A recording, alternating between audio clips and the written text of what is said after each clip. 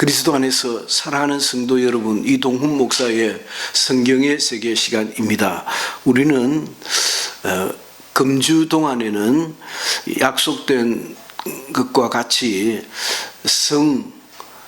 섹스라는 말입니다. 성과 결혼, 웨딩, 메리지 혹은 패밀리, 가정의 문제를 한번 상고해 볼까 합니다.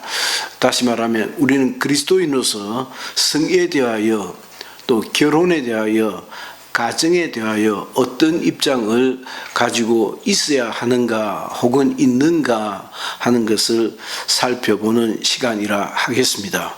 보다 더 심층적인 신학적 리서치를 하기는 쉽지 않고 어려워서 어렵기보다는 시간이 너무 많이 걸릴 것 같고, 실제 그리스도인들이 혹은 자녀로서 혹은 아비와 어미로서 우리는 어떤 성에 대한 태도를 가지고 있어야 되는지, 결혼에 대해서는 또 어떤 입장을 가지고 있어야 하는지, 그리스도인 기독 가정은 어떤 가정이어야 하는지 등등을 보다 더 아주 블리프리하게, 아주 간단하게 요약해서 설명하고 이해할 수 있으면 되겠다 하는 생각이 듭니다.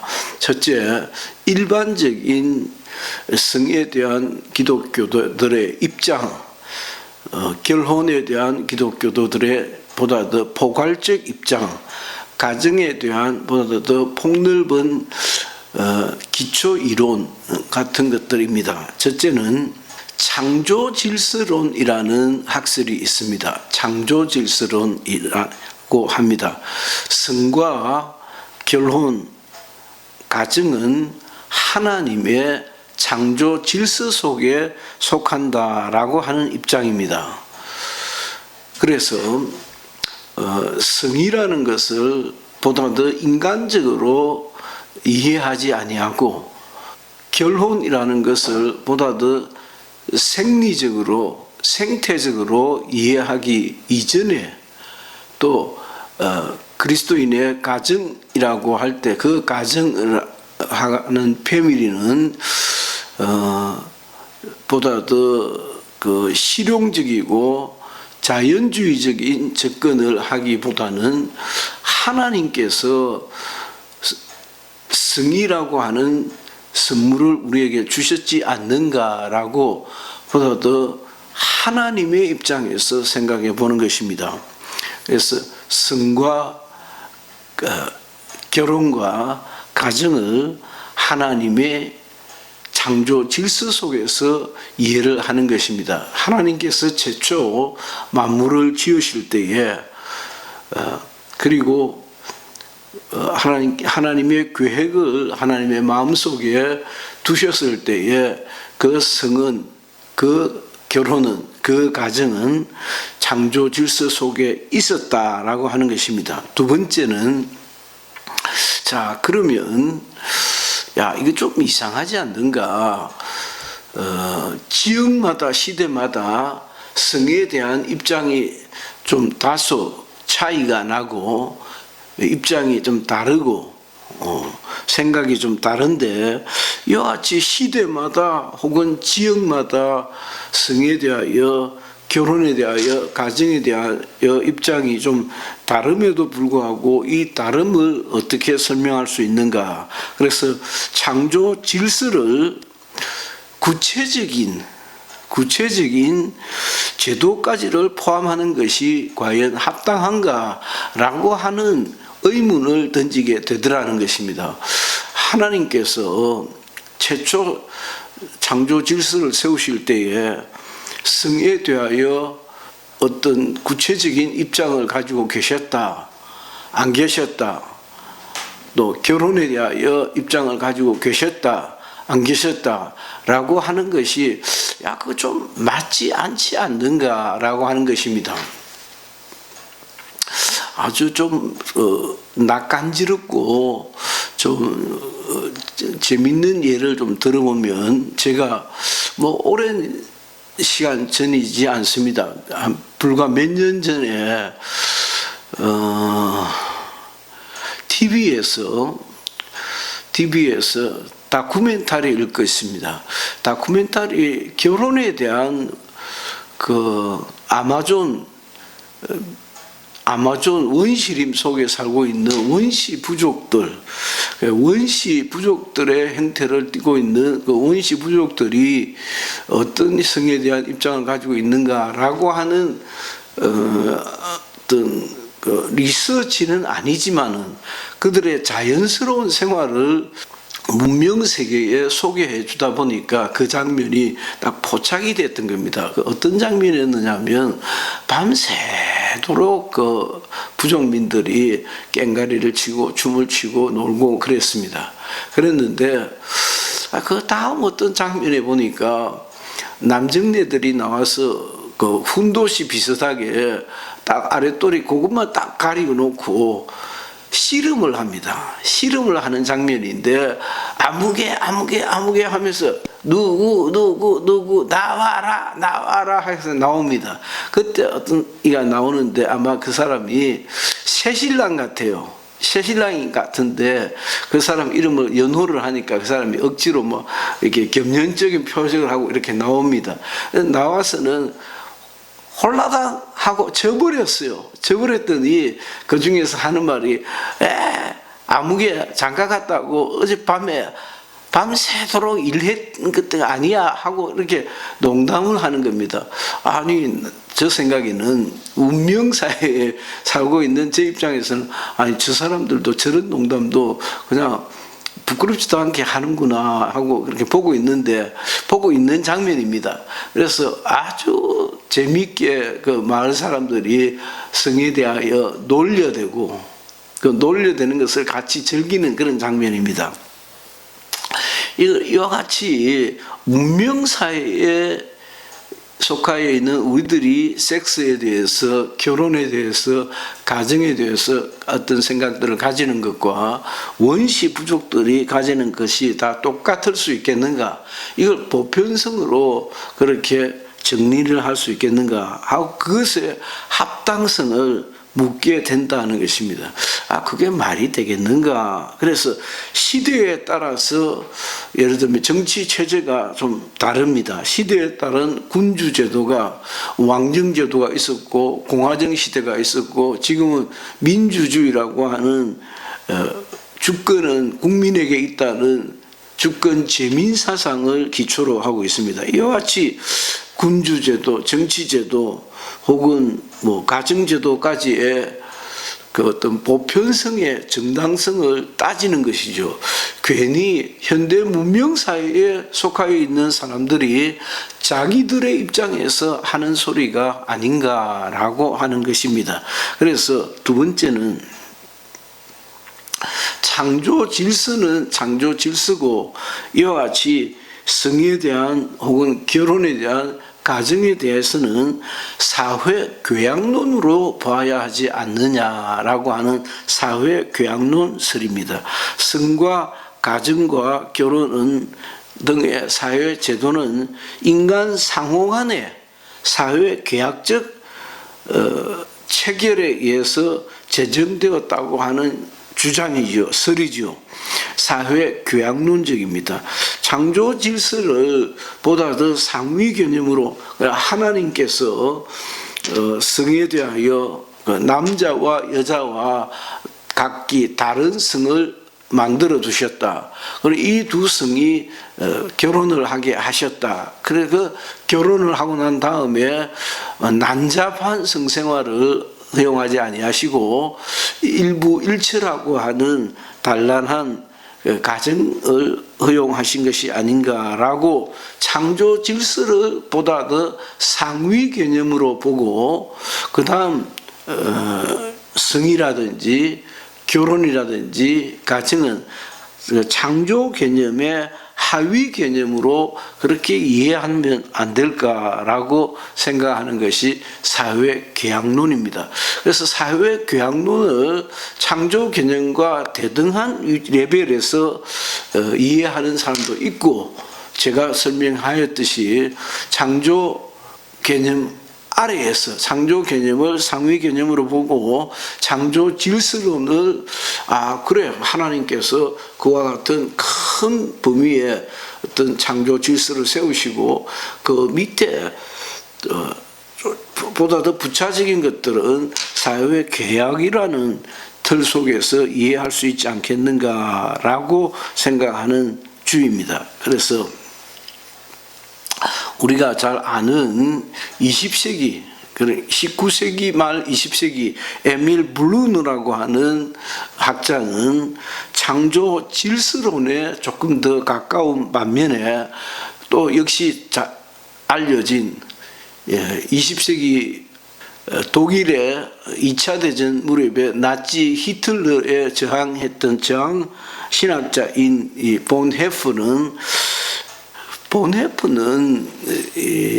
잘 모르는 분들은 뭐 광화문에서도 미친 운전자에게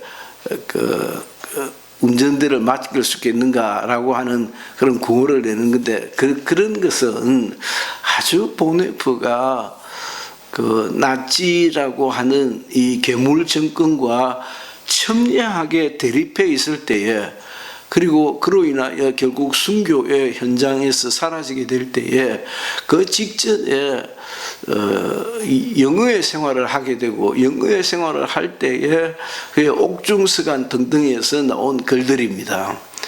그 문장, 그 대표적인 문장은 그의 옥중서안의 서문에 들어가 있는 내용입니다. 그러나 그렇지 않고 본헤프는 굉장히 오르소독스한 정통적인 굉장히 또한 심오한 학자라고 할 수 있습니다. 본헤프는 30대 중반에 제가 뭐 정확히 나이를 얼마든지 쉽게 찾을 수 있는데 30대 중반에서 이미 세상을 떠났습니다. 순교를 했습니다. 본헤프가 아마 40, 50, 60 막 이렇게 살았으면 어마어마한 신학의 세계를 열어놓지 않았겠는가라고 추정해보는 학자들이 많이 있습니다. 굉장히 그 영성과 신학적 이해와 그리고 가르침이 독특했던 학자입니다. 그 본헤프는 에밀 블루너가 창조 질서론에 좀 더 가까운 반면에 본헤프는 그 창조 질서라고 생각하지 않고 하나님의 위임이라고 하는 개념을 도입시킵니다. 그러니까 하나님께서 맡기신 거다. 하나님께서 맡기셔서 가정이 어떠해야 할 것을, 결혼이 어떠해야 할 것을, 그것에 그 기초가 되는 성생활은 어떠해야 할 것을 하나님께서 맡기셨다라고 하는 위임 제도로 봅니다. 그리고 세 번째 우리가 생각해 볼 수 있는 것들이 있는데 반국가주의입니다. 반국가주의, 그것을 풀어서 설명하면 자연주의라고 할 수 있는데 대표적인 학자가 톨스토이가 바로 그와 같은 사람입니다. 사상가인데 톨스토이는 반국가주의를 표방합니다. 톨스토이가 러시아 제정 사회에서 뛰쳐나올 무렵에 그 글들을 쓰면서 톨스토이의 자연주의는 국가를 비롯한 모든 사회 제도를 인위적 인간의 자유를 억압하는 구속력으로 파악을 했습니다. 그러니까 반국가주의를 표방하게 되는데 반국가주의에서만 거치는 것이 아니고 반사회주의, 반가정주의까지도 확장시켜 볼 수 있는 문제입니다. 그래서 자연주의적 입장에서는 성과 결혼과 가정 등을 권력자들에 의한 인위적 강제 규정으로 보는 경향이 많이 있더라는 것입니다. 그래서 따라서 반가정주의 혹은 자유방임주의를 원시적 이상 상태라고 동의할 수 있겠는가 하는 질문을 던지게 됩니다. 그래서 반국가주의까지는 국가가 가지는 지금도 그렇잖아요. 제가 마침 시즌이다 보니까 러시아의 우크라이나 침공에 대해서 몇 번 언급을 아주 짧게 했습니다만은 러시아의 우크라이나 침공이 국제사회에서도 비난받을 일이지만은 러시아 자국 내에서도 결코 지지를 제대로 받고 있지 못합니다. 많은 자국민 청년들이 희생을 당하고 있고요. 많은 재정을 투입을 해야 되고, 이 나라라고 하는 국가라고 하는 제도가 결코 인민에게 도움을 주지 않는다라고 보는 것이죠. 그것을 확장시켜 보면, 조금 더 좁혀 보면 사회 제도도 그렇고 가정도 그렇고, 그래서 거기에서 튀어나오는 반동주의가 반국가주의, 반사회주의, 반가족주의 등을 예상해 볼 때 반가족주의, 반사회주의, 반국가주의로 점점 확장해 보는 것이 이게 맞는 말인가라고 하는 생각을 해보게 되는 것입니다. 따라서 조금 더 우리가 범위를 좁혀 생각해 보면 성에 대한 완전한 리버럴리즘, 성에 대한 완전한 자유주의, 그래서 자유주의가 이게 정당한가? 아주 쉬운 예를 역시 또 한번 해보면 근친상관 같은 것은 보면 보건위생적으로도 굉장히 좋지 않는, 그러니까 근친상간 제도가 아주 유전자에 영향을 미치고 너무 가까운 유전자들끼리 만나면 그 잘못된 아이를 출산할 가능성이 높아집니다. 그리고 이러한 개념들을 고려해 볼 때 반국가주의, 반가정주의, 반사회주의 등등의 이론을 그 자연스러워 국가주의라고 해서 국가에 저항하는 자연주의의 측면에서는 좀 찬성이 될는지 모르지만 이걸 좀 더 구체적으로 확장해 보면 만만치 않은 문제다라고 하는 생각이 듭니다.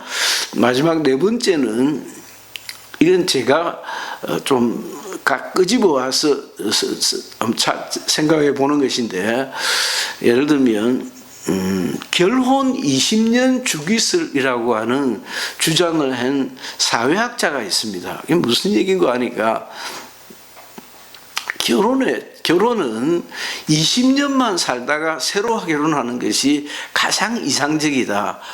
안 싸우고 헤어질 수 있다라는 주의입니다. 이걸 무슨 말이냐면 평생 살아라고 하니까 자꾸 갈등이 저 웬 너무 평생 왼수가 되어버리는 거죠. 평생 왼수가 되지 않고 오손도손 재미있게 살 만큼 살다가 헤어지면 적당한 때가 20년설입니다. 그래 25세 혹은 20대 후반에 결혼하면 50대 후반, 70대 후반에 한 두 번 더 결혼을 하는 것이 가장 적당하다. 그래 결혼이라고 하는, 가정이라고 하는 제도를 하나님의 관점에서 보다 더 어떤 방법으로 하는 것이 실용적인가라고 하는 실용주의적 관점에서 이를 바라본 것입니다. 그 실용주의적 관점에서 바라보는 것을 누가 말릴 수가 있습니까? 저놈들은 하나님을 자기들의 생각의 중심에 두지 않으니까 마음대로 얼마든지 제 마음대로 생각해 보니까 결혼은 한 20년 정도 사는 것이 적당하더라라고 그 엉뚱한 주장을 한다고나 할까요? 결혼의 최적 주기를 통계를 근거로 해서 안 싸우고 헤어질 수 있는 가장 적절한 때를 한 20년 정도로 본다는 것입니다. 그래서 실용주의를 하나님의 법보다 우선하는 것이, 실용주의적 관점을 너가 젊을 때에 만난 아내를 버리지 말라라고 하는 말씀이 있지 않습니까? 하나님의 말씀보다 실용주의를 더 우선적으로 하는 비성경주의 혹은 반계시주의를 비기독교적 시각으로 이라고 판정할 때 우리가 그것을 받아들일 여지는 거의 없는 것입니다. 그러나 그런 주장도 하는 사람들이 있더라는 것입니다. 실제 우리 사회는 이미 성에 대하여, 결혼에 대하여, 가정에 대하여 심각한 도전을 받고 있는 것이 사실입니다. 이미 그 고전적인 개념들, 성에 대한 개념, 일부 일처제에 대한 고루한 기독교적인 입장이 무너진 지는 오래입니다. 전통적으로 영국, 프랑스, 이태리 같은 아주 전형적인 그 개신교든 가톨릭교회든 아주 전형적인 기독교 국가라고 분류할 수 있는 이태리, 프랑스, 영국, 네덜란드 등등의 북유럽의 나라들도 마찬가지로, 그러니까 우리가 유럽연합 국가들을 한 30개국 정도 이상 보면은 십자가가 붙어 있는 국기가 굉장히 많습니다. 대부분 다 그렇습니다. 형태만 조금 다를 뿐이지 십자가가 다 붙어 있습니다. 기독교 국가라는 것이죠. 그런데 그 기독교 국가들이 굉장히 성에 대하여 자유롭습니다. 혼전 성경음에 대해서도 굉장히 열려 있습니다. 그 열려 있다고 봐야 될는지, 이런 문제들을 우리가 어떻게 생각해 볼 수 있겠는가. 이 시간을 통해서 조금 더 좁혀가다 보면, 그리스도인으로서 우리는 성에 대하여, 결혼에 대하여, 가정에 대하여 이와 같은 입장들을 가지는 것이 보다 더 바람직하지 않겠는가라고 하는 생각에 아마 동의를 하는 자리가 있을 것이라 생각이 듭니다. 오늘은 성, 결혼, 가정에 대한 첫 시간으로서 이 정도 할까 합니다. 이동훈 목사의 성경의 세계 시간 중 성과 결혼과 가정에 대한 첫 시간을 가져보았습니다. 감사합니다.